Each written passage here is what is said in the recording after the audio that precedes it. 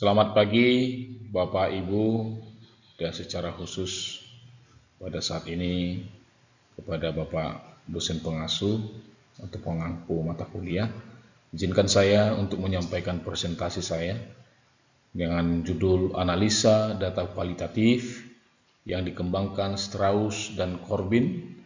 Dan perkenalkan, saya Romer Robin Simamora dengan NIM 254243025 pada mata kuliah Metode Penelitian Kualitatif dengan dosen pengampu atau pengasuh Profesor Dr. Helmut Yebuno MPD. Bapak Ibu dan saudara-saudari, analisa data kualitatif yang dikembangkan Strauss dan Corbin dapat dilihat pada tahun 2003, di mana ada yang pertama open coding, penelitian berupa menemukan selengkapnya dan sebanyak mungkin variasi data yang ada, termasuk di dalamnya perilaku subjek penelitian, situasi sosial, lokasi penelitian yang sudah terpola dalam kehidupan sehari-hari maupun yang bersifat insidental. Tahap open coding ada 5 langkah atau prosedur yang ditempuh peneliti. Yang pertama, prosedur breaking down, yakni peneliti memerinci kelengkapan dan kecukupan data yang ada. Proses pengumpulan semua informasi yang berkaitan tindakan yang dilakukan informan. Yang kedua, examining, yaitu prosedur penelitian yang dilakukan peneliti untuk memeriksa dan mengelompokkan bentuk-bentuk tindakan informan. Dan yang ketiga, comparing, yaitu membandingkan bentuk-bentuk tindakan informan beserta sejumlah faktor yang mempengaruhi terjadinya berbeda bentuk tindakan. Yang keempat, conceptualizing, yaitu proses menjelaskan konsep lokal yang sering diucapkan dan dilakukan oleh informan. Yang kelima, categorizing, yaitu proses mengkategori data menjadi tema-tema. Pengkategorian dilakukan peneliti sesuai data yang diperoleh dari lapangan. Dan yang kedua, axial coding.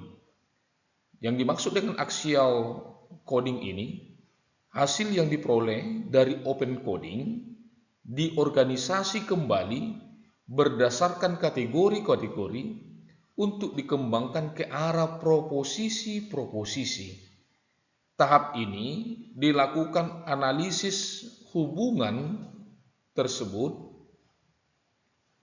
di mana hubungan antar kategori, sehingga hubungan tersebut dianalisis seperti model paradigma atau grounded theory.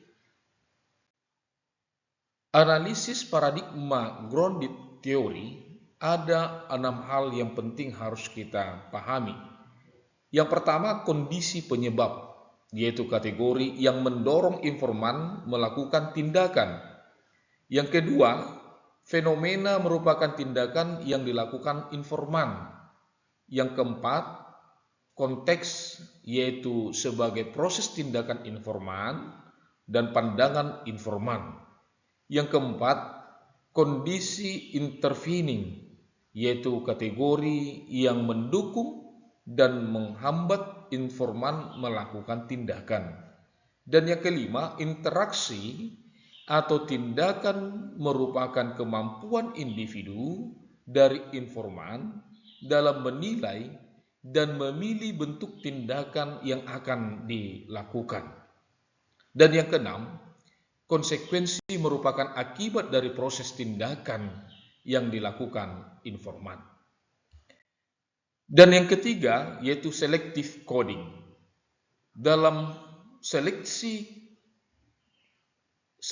coding ini ada beberapa hal yang kita harus pahami, di mana peneliti menggolongkan kategori menjadi kriteria inti dan pendukung, serta mengaitkan antara kategori inti dan pendukungnya. Kategori ini ditemukan melalui perbandingan hubungan antar kategori dengan menggunakan metode paradigma. Langkah selanjutnya yaitu memberikan hubungan antar kategori dan akhirnya menghasilkan simpulan yang diangkat menjadi general design. Pencermatan temuan lapangan dilakukan dengan beberapa cara. Yang pertama, semua data dalam catatan lapangan atau field note, di mana field note berisi tanggal informasi yang berkaitan fenomena perlawanan, nama subjek penelitian, informasi termasuk setting, kata kunci, simpulan, dan komentar peneliti. Yang kedua, melakukan peer debriefing dengan teman sejawat. Hasil lapangan setelah dideskripsikan, selanjutnya didiskusikan dengan pembimbing dan teman sejawat. Yang ketiga, melakukan triangulasi sumber data dan metode pengumpulan data. Triangulasi dilakukan menggunakan teknik wawancara dengan beberapa subjek peneliti. Data yang diperoleh dari subjek penelitian dibandingkan dengan subjek yang lain.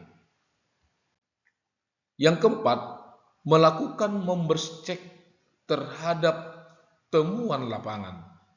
Setelah hasil lapangan ditulis dalam bentuk disertasi, hasilnya disampaikan kepada subjek penelitian, yaitu mereka yang terlibat dalam proses perlawanan.